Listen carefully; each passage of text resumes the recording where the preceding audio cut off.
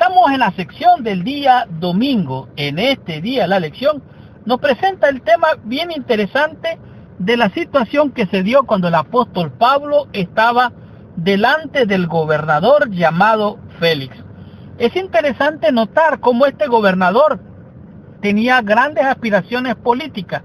Era un hombre que le interesaba estar bien con el pueblo, pero también era un hombre bien avaro e interesado en recibir, por así decirlo, sobornos en todo su sistema de gobierno. Era un gobierno realmente corrupto, opresor, violento, y en cierta manera era, por así decirlo, era un defensor de todo este territorio, pero a nivel político, con intereses pecuniarios.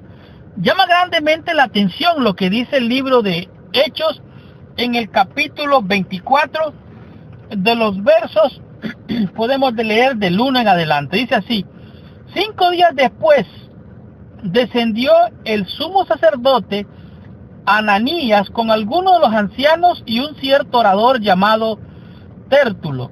Este orador era realmente un abogado, y comparecieron ante el gobernador contra Pablo. Cuando éste fue llamado, Tértulo comenzó a acusarle diciendo: oiga bien, este abogado servía ahora no solo como abogado para interceder, sino como un abogado acusador. Realmente era una especie de fiscal en este momento. Versículo 2 dice: cuando este fue llamado, Tértulo comenzó a acusarle diciendo: como debido a ti, le estaba hablando aquí a Félix, como debido a ti gozamos de gran paz y muchas cosas son bien gobernadas por el pueblo por tu presencia, oh excelentísimo Félix, lo recibimos en todo tiempo y en todo lugar con toda gratitud. Pero por no molestarte más largamente, te ruego que nos oigas brevemente conforme a tu equidad, porque hemos hallado que este hombre es una plaga y promotor de sediciones entre todos los judíos por todo el mundo, y cabecilla de las sectas de los nazarenos. Aquí está una triple acusación de este hombre llamado Tértulo en contra del apóstol Pablo. Número 1, dice que él es una plaga, que es un promotor de sediciones o revoluciones o de violencia civil entre todos los judíos de todo el mundo, y que es cabecilla de la secta de los nazarenos.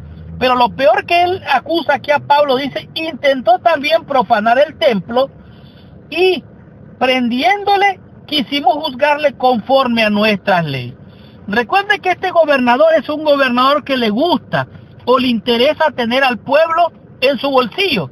Entonces este gobernador lo escucha, atiende a los dirigentes judíos, atiende al sumo sacerdote y a estos miembros del Sanedrín, y sobre todo a este abogado llamado Tértulo, que descendieron a Jerusalén 5 días después con el propósito de acusar formalmente a Pablo. Ahora, es notorio que descendieron a Jerusalén y representaron formalmente ante Félix un caso contra el apóstol. Este es el único juicio que se presenta aquí, donde ellos son los acusadores, ellos contrataron un abogado, y en su discurso Tértulo probó una estrategia interesante para ganar el favor del gobernador. Realmente no era cierto que había paz entre el pueblo judío. Al contrario, había un hecho que se conocía, que había un gobernador que era represivo, violento, represor, y que provocaba antagonismo entre los judíos acerca de la dominación romana. Ahora, es interesante que Tértulo utilizó la política administrativa del gobernador para convencerlo de que también lograría la estabilidad política, en este caso únicamente mediante la dura represión en contra de Pablo. Ahora, estos 3 cargos que podemos ver aquí: número 1, que Pablo era un agitador; número 2, que él realmente era el cabecilla de los nazarenos, que fomentaba disturbios; pero también que el cristianismo era un movimiento disruptivo, que dice que el punto número 3, que había tratado de profanar el templo en Jerusalén. ¿Cómo respondió Pablo ante una de estas acusaciones tan fuertes? Bueno, en el libro de Hechos, capítulo 24, el versículo 10, Dice así: habiéndole hecho señal el gobernador a Pablo para que hablase, este respondió: porque desde hace muchos años eres juez de esta nación, y con buen ánimo haré mi defensa. Oiga bien, el apóstol Pablo se está defendiendo.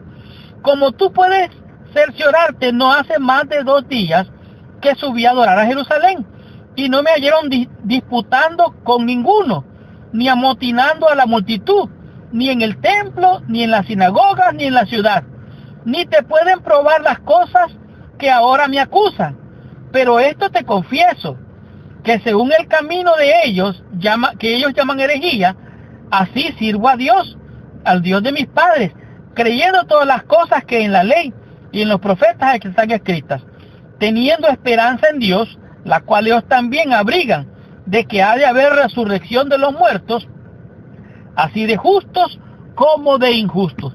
Pablo aquí está defendiéndose y está presentando el evangelio otra vez, la resurrección de los muertos, la esperanza gloriosa del advenimiento, de la salvación y la resurrección de vivos y de muertos.